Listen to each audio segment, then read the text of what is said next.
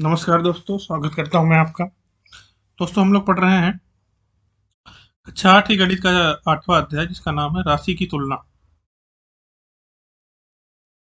दोस्तों, इस अध्याय में हमने कुछ लाभ हानि के प्रश्न देखे, कुछ जिस पे छूट दिए जाते हैं मूल्य में, वो प्रश्न देखे। दोस्तों, हम आज देखते हैं चक्रवृद्धि ब्याज। दोस्तों, इससे पहले हम पढ़ चुके हैं ब्याज। कौन सा ब्याज? साधारण ब्याज। साधारण ब्याज हम लोग पढ़ चुके हैं, जिसका फॉर्मूला था इंटरेस्ट या सिंपल इंटरेस्ट बराबर principal rate of interest time on 100। ठीक है दोस्तों। दोस्तों, अगर मैं यहाँ पे देखूं, मान लिया आप 1,000 रुपये आपने उधार लिया 2 वर्षों के लिए। 1,000 रुपये लिया 10% की दर से 2 वर्षों के लिए। दोस्तों, आपका इंटरेस्ट कितना हो गया? सिंपल इंटरेस्ट 100 से 100 गया, और 100 दूनी 200 रुपये। 200 रुपये दोस्तों, आपका सिंपल इंटरेस्ट हो गया 2 सालों का, 2 वर्षों का। मगर दोस्तों, ये पहले साल का भी 100 रुपये हुआ, पहले वर्ष का 100 रुपये और दूसरे वर्ष का 100 रुपये। ठीक है। सिंपल इंटरेस्ट जो है हर वर्ष का बराबर रहता है। परंतु जो चक्रवृद्धि ब्याज है वो क्या कहता है दोस्तों? जब आपका पहला साल हुआ होगा, आपका 100 रुपये इंटरेस्ट लगा, तो दोस्तों ये पहला साल है, 100 रुपये इंटरेस्ट आया। तो जब दूसरा साल है, उसमें ये कहता है कि 100 रुपये पे भी आपको इंटरेस्ट देना होगा। पहले साल का 100 रुपये, दूसरे साल में भी इस 100 रुपये पे भी इंटरेस्ट देना होगा। मतलब क्या है, 100 रुपये पे कितना इंटरेस्ट हो जाएगा? 100 × 10 × 1, क्योंकि पहला साल तो हो गया, सिर्फ दूसरा दूसरा ही साल है। तो 10 रुपये दोस्तों। और कुल आपका क्या हो जाएगा?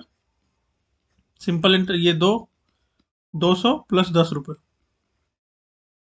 यानी 210 रुपये। ये हो जाएगा आपका इंटरेस्ट। इसको कहते हैं कंपाउंड इंटरेस्ट, यानी जो आपका इंटरेस्ट आया है उस पर भी हम इंटरेस्ट ले रहे हैं।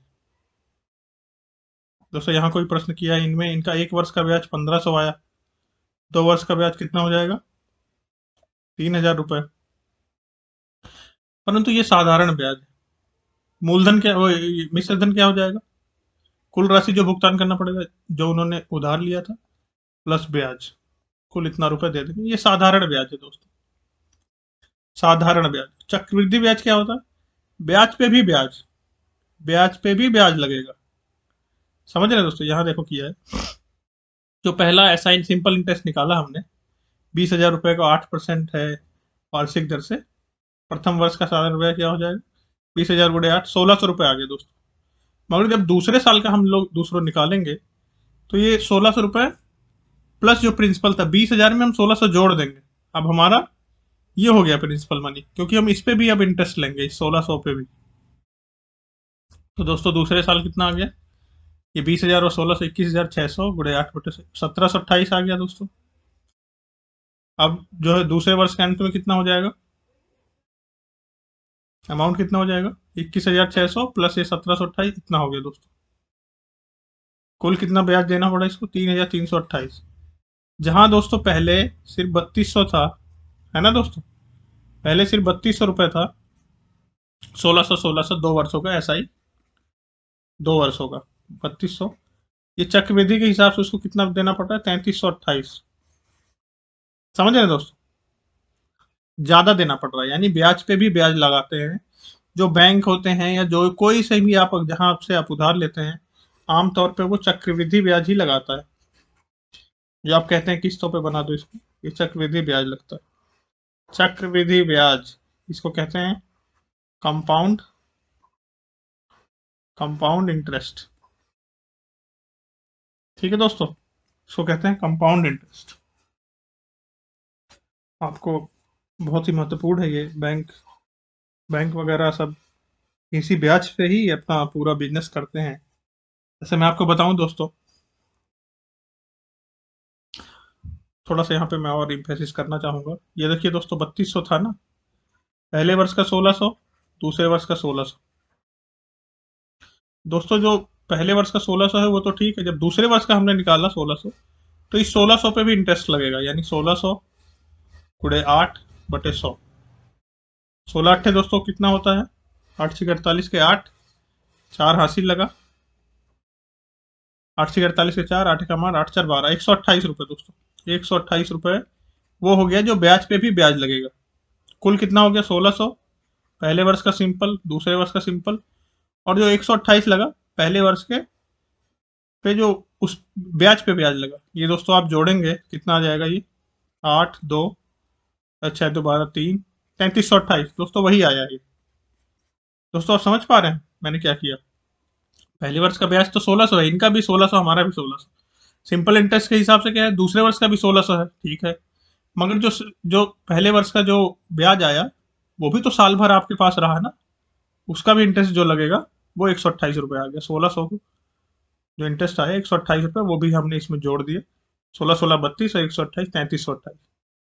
तो दोस्तों मैं इसको जो बोल रहा हूँ चक्रवृद्धि ब्याज को, ब्याज पे ब्याज, ये जो ब्याज आया था सिंपल इंटरेस्ट का, उस पर हमने ब्याज लिए तो हमारा चक्रवृद्धि ब्याज बन गया। 2 वर्षों का था दोस्तों, अगर 3 वर्षों का होता, 3 वर्षों का दोस्तों अगर होता, तो इस अगले वर्ष के लिए, तीसरे वर्ष के लिए इस 128 पे भी ब्याज लगता। 1.28 इसको गुणा करेंगे आप, तीसरे वर्ष का ये आएगा, और प्लस जो दूसरे वर्ष का 1600 है उस पे ब्याज लगता, वो 128 हो जाता। तो 128 तीसरे वर्ष का कितना हो जाएगा? 128 तो ये हो गया तीसरे वर्ष का, ये आप गुणा कर दें 1.28 में 8 का, 64 के 4, 86, 8 दूनी 16 और 26 के 0, 2 हासिल, 8 का 8, 8 2 10, 10.0, 10 रुपये और दोस्तों। समझ रहे हैं आप? तीसरे वर्ष कितना हो जाता? 1600, 1600, 1600, ये तो हो गया सिंपल। इसके अलावा इस 1600 को जो अगले वर्ष लगा 128, दोस्तों आप समझ पा रहे हैं? ये तो हो गया सिंपल हमारा। इसके अलावा जो है